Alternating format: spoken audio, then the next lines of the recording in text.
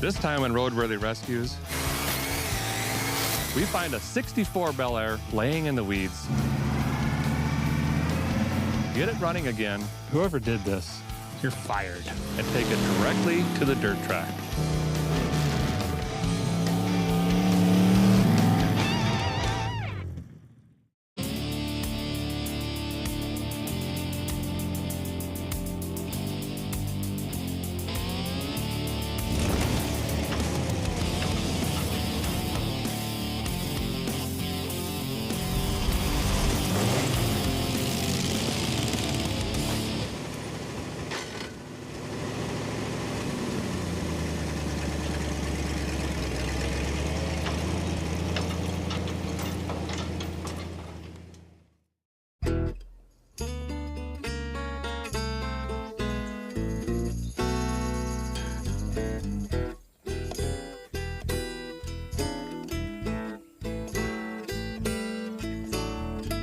Watch out, rattlesnakes. Bumblebees. Ouch, that's prickly. I'm in a field on the border of Tennessee and Kentucky, and somewhere in this field is a 1964 Chevrolet Bel Air. 64 is the last year of the 5th generation. Of course, Bel Air is known for the iconic 50s, the Tri-5s, 2-door flavor. This one is none of that. This is a 4-door crew cab flavor. Boy, this body is, whew. I can already tell on this side, someone was, grinding on it with a flap disc and a chisel, and there's some Bondo over rust. I'm gonna get my Bondo checker out. Pretty good. That's neat. See what we got in the rear here. I'll be dipped. There's a vice grip holding the taillight in. I think I owned this car, pretty sure. Easy now, watch the paint. Move on to the captain's side here. This might get a little tricky. Yes, yes. Good thing I'm a brown belt. Yes, yes. Yes, oh yeah, still got it. That's a tree, actually. Okay, no wonder it broke my hand. All these seats look like, oh, take that back, they are not luxury. Smells like a bird nest dipped in brute. Stings the nostrils, I like it. We got a racing steering wheel, broken column, no key, throttle ain't throttling. Whatever brakes it had are now gone. That's good. Oh, we got a recip. Exhaust, 2010. I would probably guess that's the last time this thing was on the road. Look out, little sapling. We got a fuel make it happener. It's a Holly 4-barrel. We got a lightning whirler. Maybe we can save that. Nope, probably not. We've got a solid rig here. This is like a C. I think we can make this an A pretty quick. Oh. It is hot in there. Gonna get under the hood here in a second, but I got my Crop Circle Maker 9000. Just gonna make a clearing here. I'd like to walk away with only 12 ticks today, if possible. Well, these are coming up through the bumper. Front end looks great. Grill's all intact. That's good. Where are you, you little devil? All right. Well, we got a small block Chevy flavor. I could tell by the crank and the oil fill here that it is most certainly a 283. Now, there ain't really nothing special about a 283. They made about 170 horsepower, which you're probably thinking, well, that's not a lot, but a 350 circa 1995 made 180. So it really wasn't that bad, but there's no reason we have to keep this thing. Plus, it's missing a lot of parts. Hardware to the valve covers, missing bolts on the intake, charging whirler, belts, battery. Wiring is an absolute mess. What is... Okay, we've got an HEI ignition module wired in before a coil and point system. That's different. This is going to be quite the challenge to get running, actually. First, some landscaping.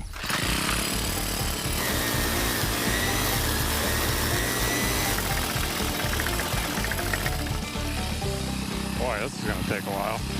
Ouch! Prickly! Ow!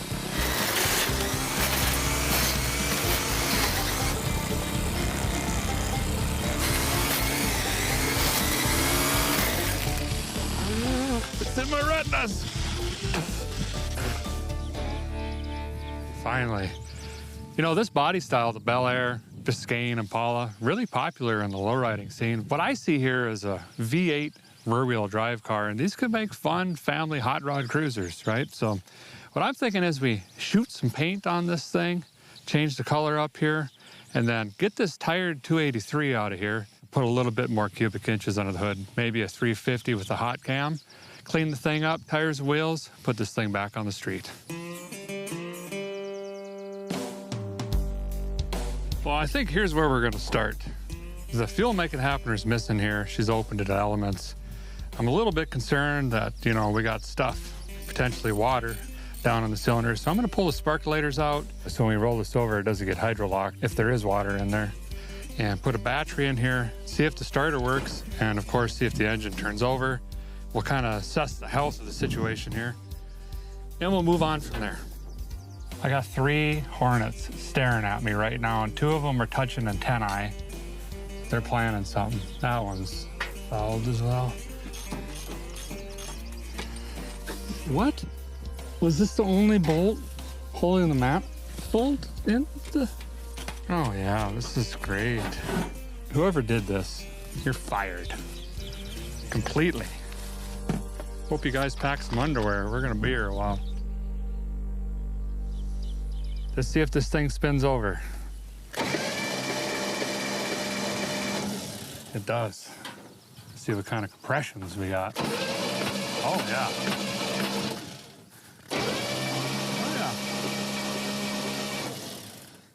Nice. So I'm gonna gently remove these wasps from the situation here so we can get in here and work a little bit. Get out of here. Oh, I think that was a beetle, but in this episode, I get fined by PETA.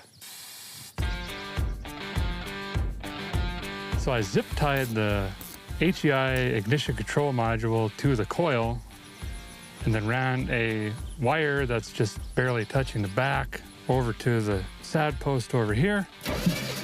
We've got sparkles. Now, we got to start putting this thing back together and we can get this thing fired up. Oh! Yeah, I was like from the slough.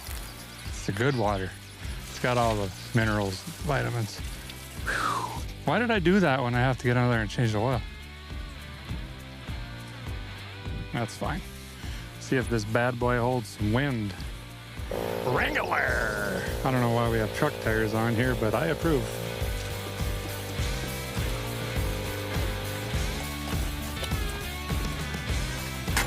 Now we're talking. So we got the lightning hoses hooked back up. Went ahead and added some oil. We got an oil filter in here as well. Got the fuel make it happener in, and I got a makeshift fuel system set up over here with my clicky-clacky electronic pump. I can prime the system right here, and we've got fuel pressure now. My hope is the mechanical pump is gonna take off and keep feeding the engine here. So we are ready to see if this thing fires up. Is it in park? I don't know. Bring the thunder.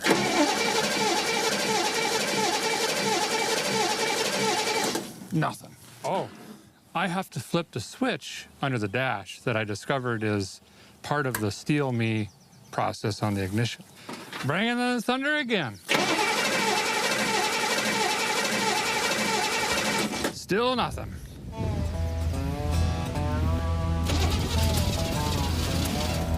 Swirling right there. That's gonna do something. Right there. Funnel. See it coming down? Yep. I told you a nader was coming.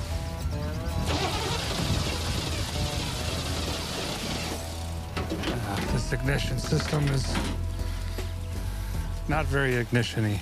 Well, as you can see, the weather is looking just a skosh nasty right now. So we're gonna pack up for tonight, come back bright and early in the morning, tackle this ignition system and try once again to get this fired up. Oop, there goes the tool.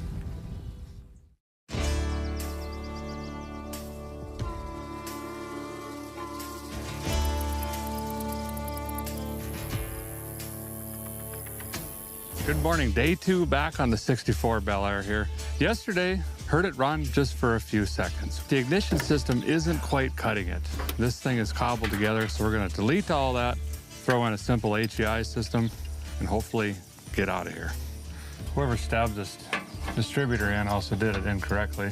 Number 1 on Chevrolets usually point towards, the number 1 cylinder, but this one's pointing towards that pine tree down there.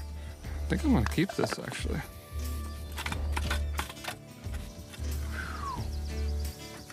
Instead of.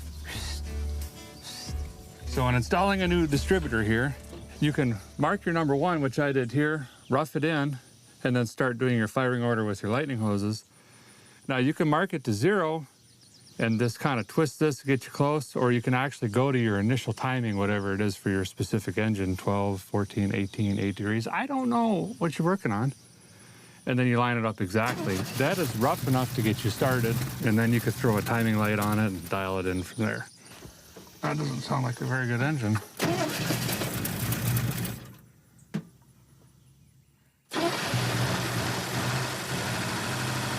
Zero oil pressure. Still doesn't sound like it's building oil pressure.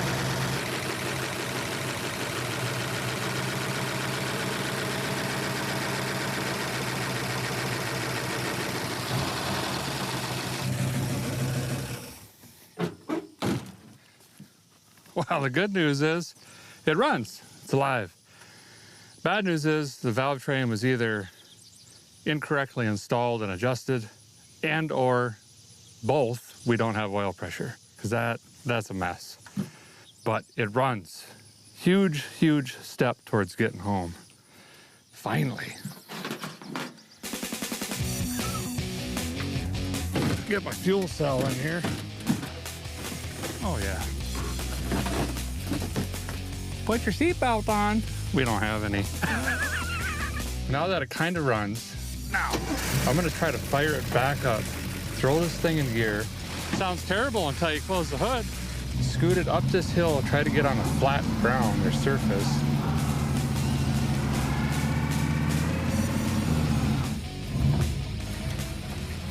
Everything's fine.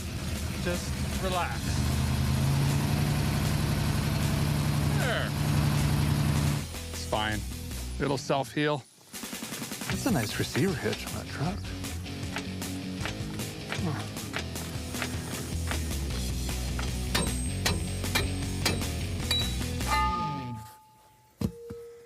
Someone put new brakes in here.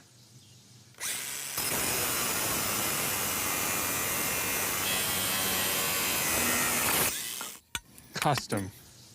Now that alternator should, alternate. So now we've got a temperature gauge and an oil pressure gauge in here, which really those are the 2 vittles guy's gonna keep his eyes on the way home. Fire it up, see if we got oil pressure. There we go. Come on, oil pressure. There! 20. Do I hear 25? We got oil pressure 25. Oh, yeah. 30. 35. Oh. We got oil pressure enough for 3 engines in here. These manifolds and stuff, smoke everywhere. Woo! Should take this straight to Bengal. She's a smoking. Out both ends even. I think this could make a pretty good hot rod actually, but first we gotta get back to the shop. AC on. Here we go.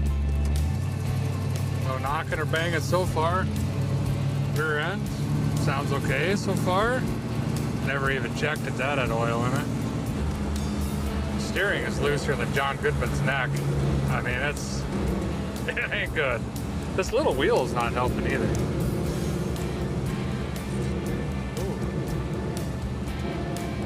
Something rubbing. We'll ignore that for now. Bigger issue is it is hot already. That's not good. Yeah, she is hot, hot, hot. Shutting her down and coasting. Well, made it like 200 yards. That's something, you know. Start's great. Oh yeah, oh yeah. First burnout, check. Got it.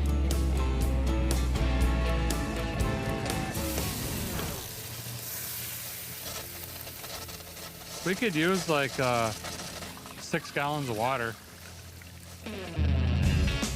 Definitely running a lot cooler. It's gonna be interesting to see if these tires hold in there. They are significantly rotten. Kind of like the Green Tomato movie. This is one of the only cars I actually fit in, thanks to the sacked out seat. Pretty much sitting on the floor. My speedometer's a little crooked. There we go. Now it still doesn't work. Oop, come on now. It's kind of too bad. Other than being completely gutless, this 283 runs pretty good.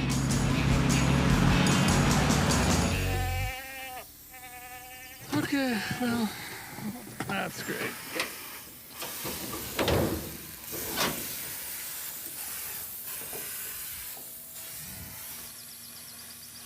Well, as you can see, it is not happy. I can't keep this thing cool.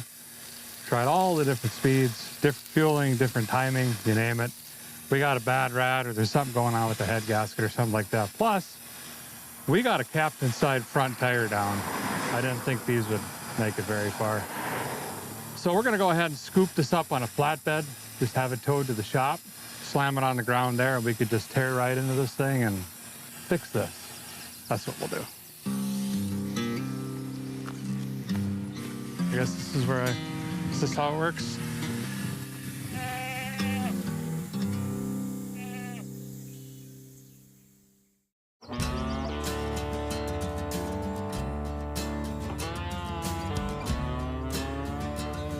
Well, we made it back to the shop, got the Bel Air pushed back in here. This is my brother, Chris. He's great at lifting heavy things and fixing stuff.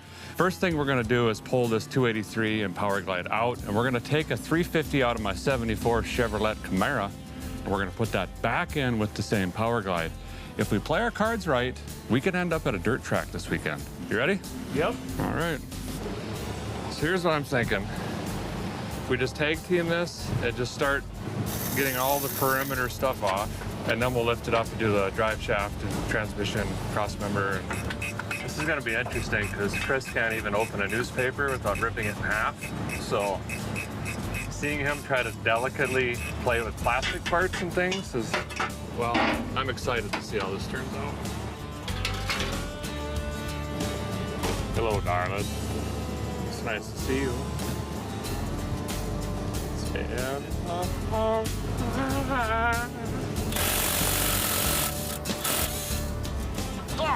Moses samples. Great. So we're ready to pull the engine and transmission. We got the drive shaft disconnected. We cut all of the exhaust out, got the shift linkage undone, everything's unbolted. That's dripping a little bit.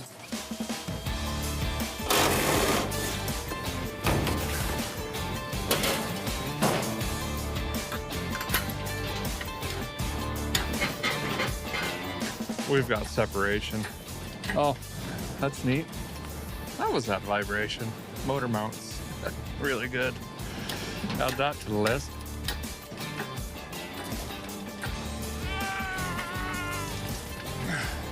Ease.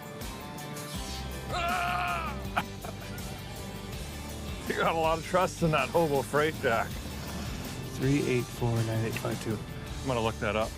So we ran the casting number on the block down here, and it is in fact a 283 2-bolt, 1957 to 1965. So just a little guy down here. Getting ready to split the transmission and engine apart. And we'll go throw the engine over in Rusty Acres somewhere.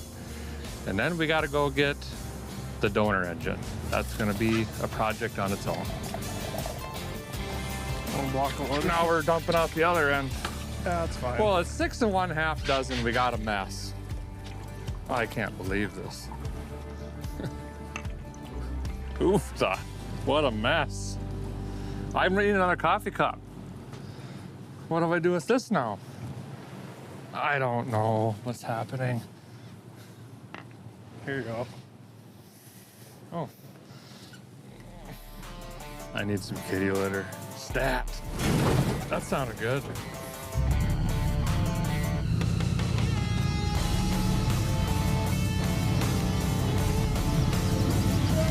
Okay, bring her back. Out of gas. This is a real high budget operation here. So here's our donor vehicle, Chevrolet Camaro. So I bought this as a parts car, no title. Came out of a barn and sat in there for almost 3 decades. And I mean, it's complete-ish, but it's really, really rough.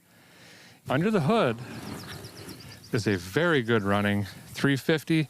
It's been hopped up. There's some speed parts in it. It's all brand new on the inside, but I don't got the receipts. You know what I mean?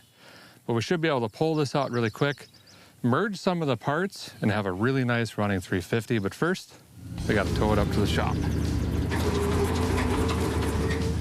75 pounds of oil pressure. This truck's too good for me. Oh yeah, she's gonna want to turn. We got a flat tire. This tire's on the rim over here. I don't know if you want to drag it. Best purchase ever, this truck right here.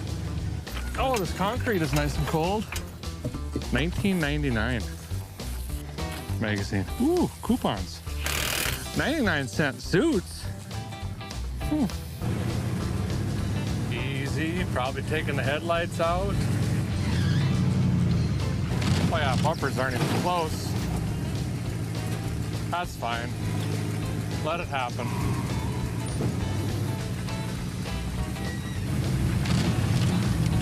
Yeah. There we go. Oh, it's fine. Yeah. First tow job and I owe myself money. Great. This should slip right out. No, it's gonna be a nightmare.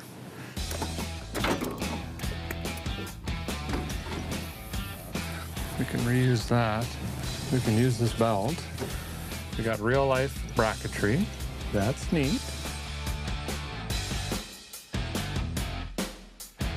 Success. The 350 and turbo 350 transmission are out of the Camaro back here. Next step is split this transmission from this particular engine. A lot of stuff could be cleaned up here. Put a few new parts back on this, marry the Power Glide to this engine, and then of course get the Bel Air back in the shop and drop that back in the car. Super easy. Should only take a couple minutes. No, it's gonna be a long night. But hey, progress is progress.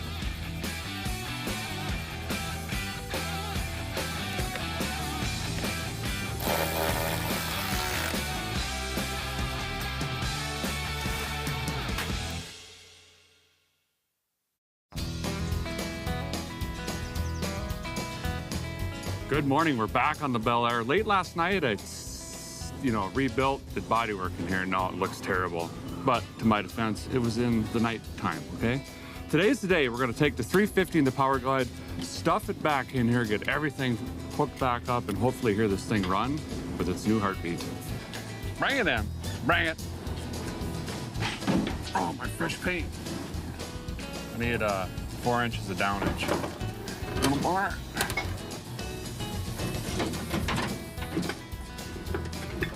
All right, downage. Just stay, don't move. Where'd the Tanya Harding go?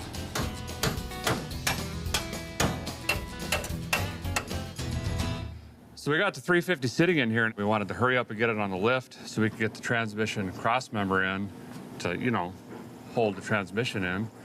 And the valve cover slipped into the recess of the firewall, so now we're kittywampus. So I'm gonna go get the tractor and hit this in high gear and just force it on.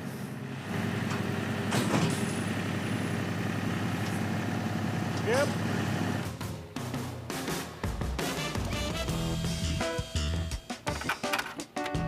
Things are actually going smooth for once. Ah, injury. We've got the engine and transmission in. Transmission cross membrane and bolted up. Torque converter, she's torque related, you know, that's in. Started putting the drive shaft in. Son of a... And I got to put a U-joint in the rear because I dropped a cap, and well, needles, we're not finding those. And right now I'm just slipping the headers in. Well, how does this work?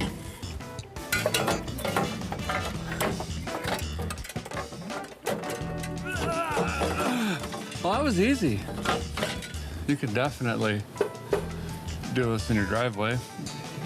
And I think we can lower the car down and actually start bolting on all the accessories up top. I'm gonna pull this back out and turn the oil pump shaft. I'm pretty maxed because of the vacuum canister right now. There we go. That's exactly what I wanted. Now, see my number one here. Got a lot of adjustability.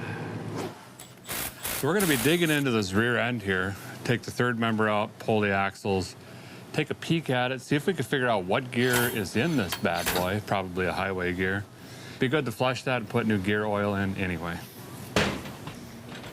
We got a 308 rear. Not ideal for the roundy rounds, but great on the highway and fuel economy. Anywho, what we're gonna do is get in here next to all this broken metal and shims and stuff. Ignore that, but we're gonna be welding these bad spider gears so both axles are gonna turn at the same time, no matter what. Terrible for street driving, awesome for dirt tracks. I didn't know that rear end was blown, actually.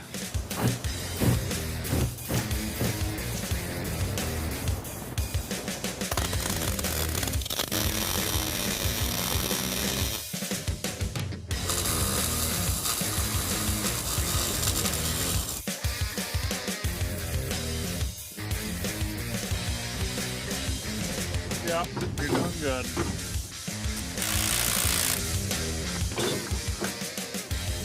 There we go. Oh wait, we got mags. I gotta rebuild that. There. Brand new.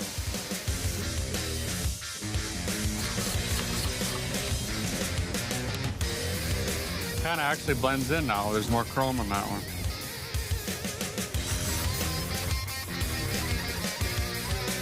So I've been running all the wires for the temperature sender, fuel pressure, a speed sensor, 12-volt power, nice ground, stuff like that. Putting in this dash here is the reason why. I still have to screw this in, but welcome to the spaceship. That'll be all of our gauges now. Looks actually really nice. Cranking, watch your arms. Yep.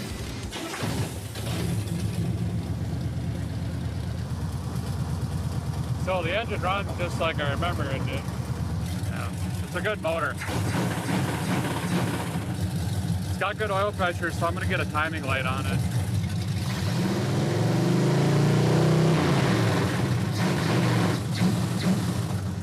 Yes. All that smoke is that cheap header paint cooking off. We can lock that distributor in.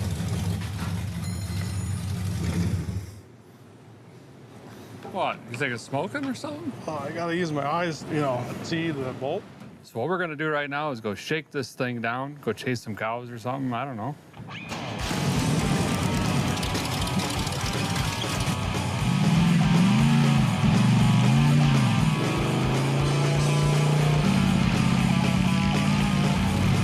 The suspension's a little soft.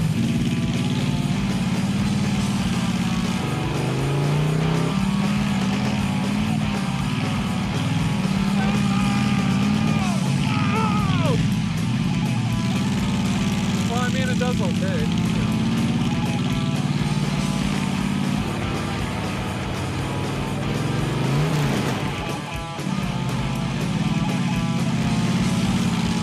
Yes, I can, boys.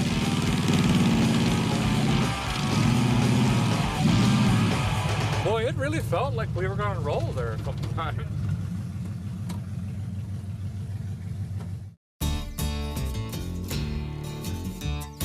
Good morning. Today's task is spruce up the Bel Air here. We've actually decided to throw some paint on this thing, but being we build these cars in just a handful of days, we've decided to bring in some abrasive blasting to speed up the process. Instead of 397 days sanding with 1,212 sheets of sandpaper. So we've got Jim here, and Jim, you're gonna take care of this today, right? I am. Today, we're planning on taking a little bit smoother approach to abrasive blasting. We're gonna use actual baking soda. Okay. Because with the fine grit of baking soda, what it'll do is it will remove the paint and any surface imperfections, leaving a smooth texture on the surface for you to spruce up the Bel Air. Because it is baking soda, it's not gonna etch any glass or anything like that, and the trim should be fine. That's exactly what we're looking for. He's gonna strip this thing down. We're gonna see just how bad it is and what we're gonna do next to throw some color on it.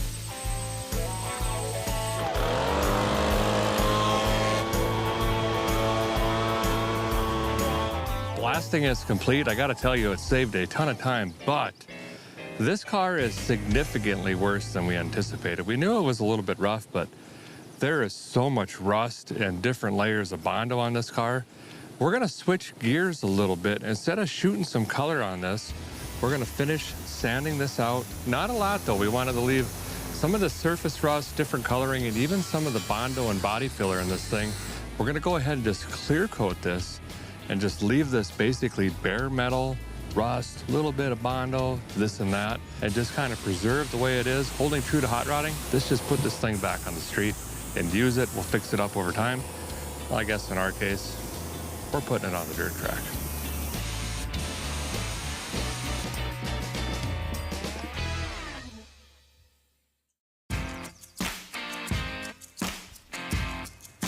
Well, this thing turned out slicker than goose poop on a pump handle, and I'm not kidding you. In person, fantastic.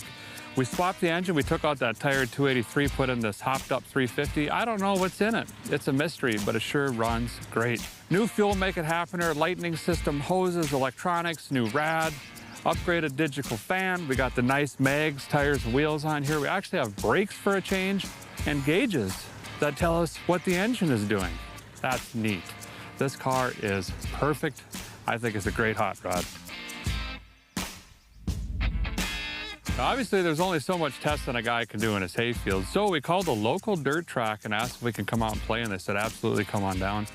We're gonna have a little bit of fun with the Bel Air. Now, obviously, it's not gonna be anywhere close to as fast as the cars that actually race here. So that being said, we brought my Monte Carlo back here, which also really isn't that fast. It's got numbers on the door and a supercharger.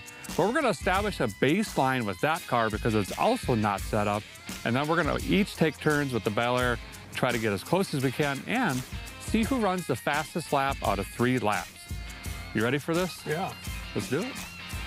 Get in your car. Wait, I'm going on this one first. Wish me luck. Good luck. It doesn't start.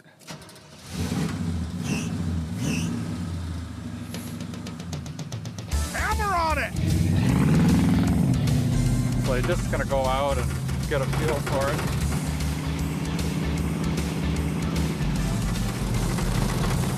Oh. She is bumpy. How's it going in there? Does it need a little more wedge or something?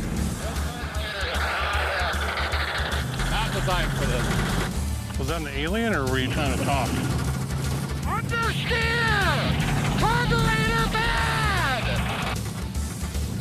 Oh, yeah! Wall over there. There's a wall there. All right, here we go. We're gonna set a time. It's gonna go hot this time.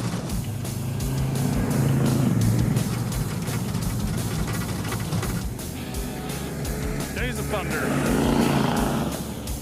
Dude, that guy told me a 8-year-old went around there in 17 seconds, right?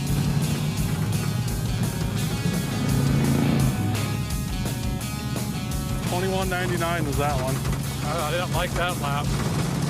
Early apex. Let's try to go a little higher.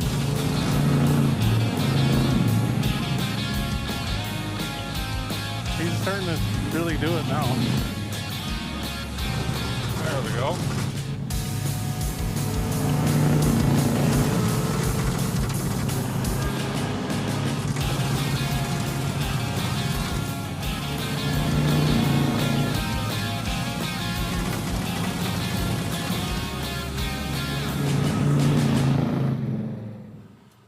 What do we got? 1994. I'll be dipped. The hobby stock guys out here, which is kind of the muscle car, rear wheel drive, just cars that look like this. They run about a 17 and a half out here. Pretty decent. Now let's see what the Bel Air can do on some snow tires. Your GoPro is... Looks like a big turd on it. Look at the track going hot.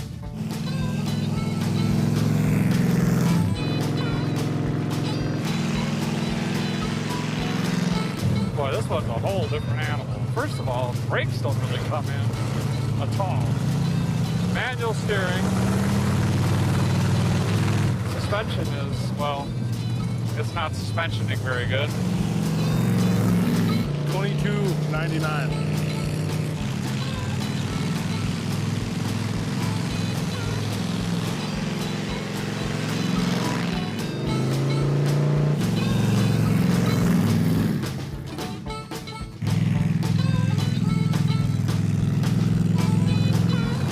Buy a dirt track, you were asking?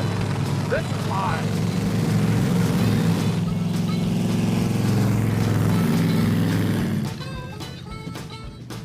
We got smoke. We got smoke. Get the hood open. Oh. Well, come here. I'm trying to check your temperature.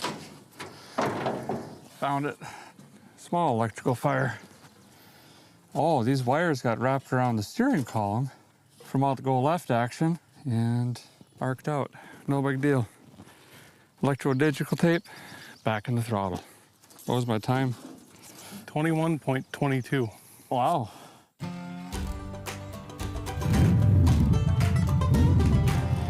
Chris is warming up right now.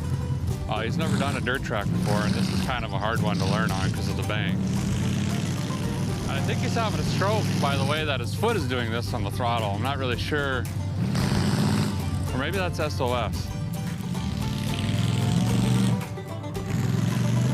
Maybe that's his strategy, is wear the transmission out. This is a high bank track, so it's all about momentum when you have low horsepower. Apparently I ran faster in this car than the Monte Carlo. That's because that one has significantly less horsepower, so I was holding the same line around the whole track. 25.08. How did it feel?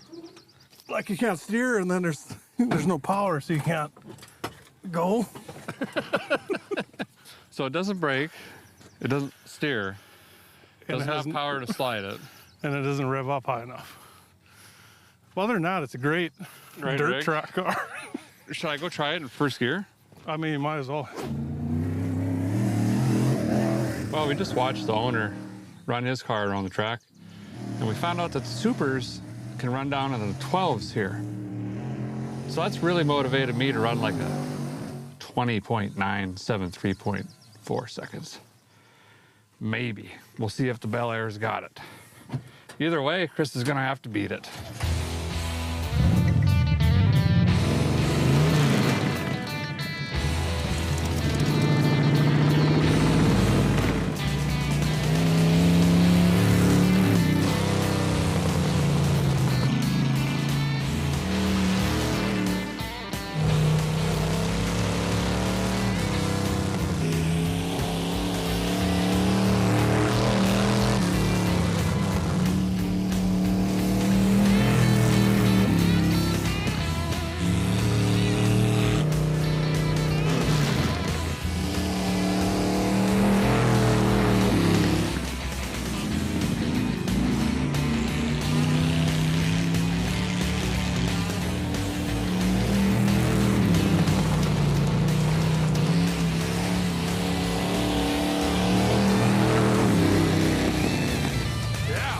Pretty good. I think I might have beat it. I beat it, didn't I? It was 1997. Really? Yeah. So keep it in first, man. This thing. That's way better. Oh, than the four barrel and stuff. And it's almost perfect. You're at about 5,000 RPM right when you pitch the car. So what was the difference? 0.03 of a second? You're talking door-to-door racing right there. Naturally aspirated 350 with a power glide, worn out everything on way too small of snow tires, versus a supercharged 400 with a turbo 400 transmission and 15x10 dirt track tires. Interesting. The old Bel Air can bring it. Love this car. I'm gonna do a couple more before practice. I'll yell hammer down out the window. Just give me a Kenny Rogers out the window. No, I'm yelling. All right. Remember that teenager on the throttle I was talking about?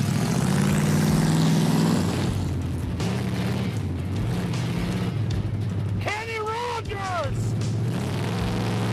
I just received the official Kenny Rogers from the in-car, so I guess that means he's hot. There we go. Good turn. Looking good. Got some slidage. Nice. It looks so awesome.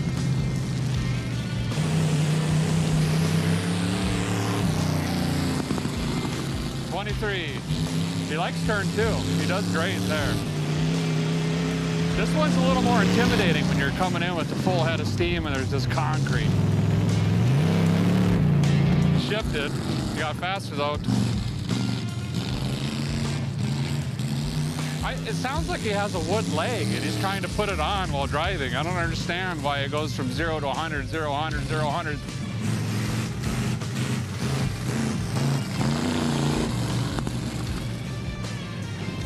Earplugs would have been a smart choice. 20.39 is his official fastest lap, which really is not that much slower than me just feeding it. So that's pretty impressive for Christopher. First time driver of the impressive Silver Bullet race machine. That was a lot of fun. The Bel Air ended up running 300 slower than the Monte Carlo, but I gotta do it. I'm gonna declare this car the winner because just a few days ago it was buried in chest-high weeds and missing a bunch of parts. Now it's out here slinging dirt. We're having fun with it.